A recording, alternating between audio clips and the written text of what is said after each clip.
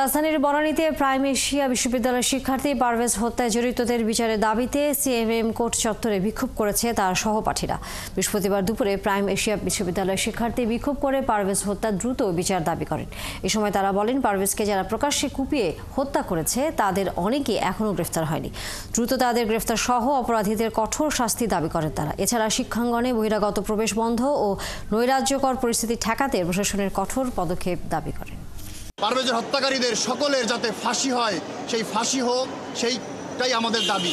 এবং যতক্ষণ না পর্যন্ত আমাদের এই পারভেজ হত্যাকারীর ফাঁসি নিশ্চিত না হচ্ছে, ততক্ষণ পর্যন্ত আমরা আইনি লড়াই লড়ে যাব এবং এই হত্যাকারীদেরকে আমরা আইনের সর্বোচ্চ শাস্তি নিশ্চিত করে ছাড়বো ইনশাল্লাহ।